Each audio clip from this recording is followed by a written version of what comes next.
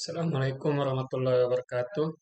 Perkenalkan, nama saya Rizky Aduh Haramdani dengan NIM 2401011100093. Pada kesempatan kali ini saya akan menjelaskan diagram aliran data atau data flow diagram dari sistem informasi bengkel yang telah kami rancang. Diagram ini terdiri dari diagram konteks, diagram level 1, diagram level 2, dan diagram level 3 yang menggambarkan aliran data serta proses yang terjadi dalam sistem. Tahap pertama adalah diagram konteks. Pada diagram konteks, seluruh sistem digambarkan sebagai satu proses utama, yaitu sistem informasi bengkel. Terdapat tiga entitas yang berinteraksi dengan sistem. Yang pertama adalah pelanggan, yang kedua admin, dan yang ketiga mekanik. Pelanggan mengirimkan data booking service dan data kendaraan ke dalam sistem. Sebagai balasan, pelanggan menerima informasi jadwal servis dan status servis kendaraan. Admin berinteraksi dengan sistem untuk mengelola data master seperti data pelanggan, kendaraan, mekanik, dan spare part.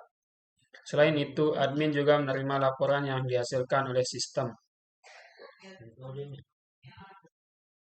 Sedangkan mekanik menerima jadwal servis dari sistem dan mengirimkan kembali informasi status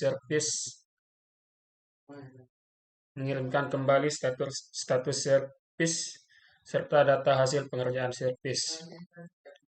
Diagram konteks ini memberikan gambaran umum mengenai hubungan antara sistem dengan pihak-pihak yang terlibat.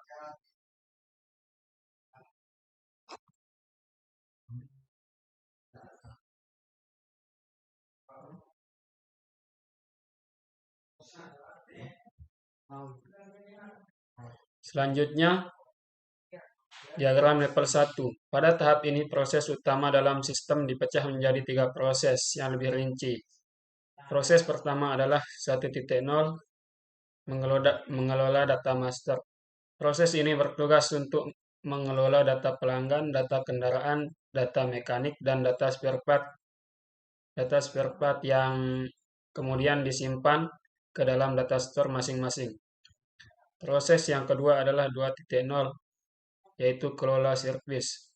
Proses ini menangani seluruh aktivitas yang berkaitan dengan booking servis, pelaksanaan servis, serta pencatatan riwayat servis kendaraan. Proses ketiga adalah pembayaran dan laporan. Proses ini bertugas mengelola transaksi pembayaran servis serta menghasilkan laporan yang nantinya digunakan oleh admin. Pada level ini juga terdapat beberapa data store, yaitu data pelanggan, data kendaraan, data mekanik, data spare part, data servis, dan data pembayaran.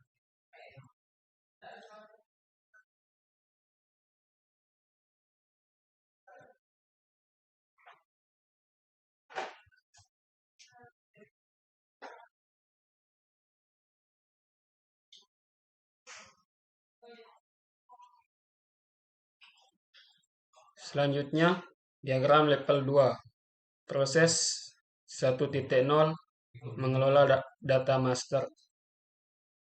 Proses ini dipecah menjadi 4 subbab proses. Subproses pertama adalah 1.1, kelola data pelanggan yang bertugas menyimpan dan memperbarui informasi pelanggan.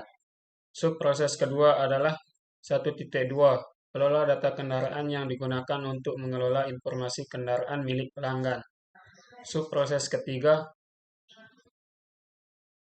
adalah kelola data mekanik yang berisi data tenaga kerja atau mekanik yang bekerja di bengkel.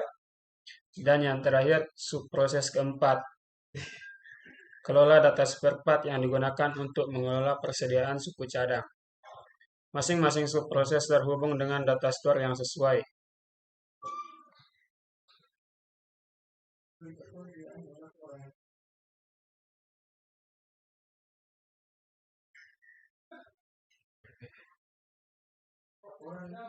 Untuk proses yang diagram level 2, proses yang kedua yaitu kelola servis.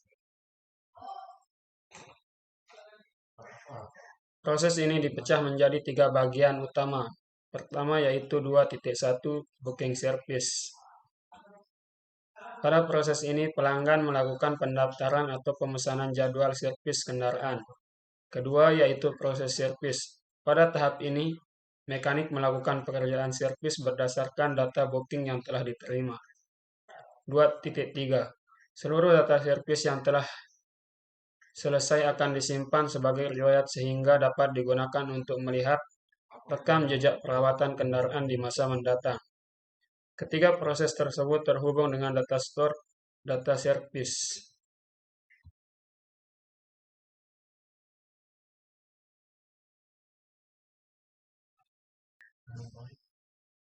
Yang terakhir yaitu diagram level 3.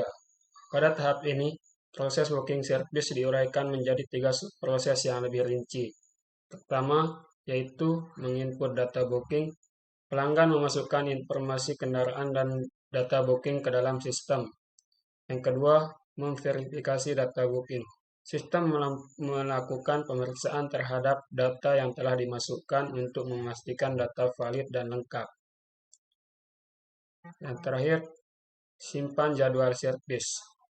Setelah data diverifikasi, sistem menyimpan jadwal servis ke dalam data store data servis. Dengan adanya pemecahan hingga level 3, alur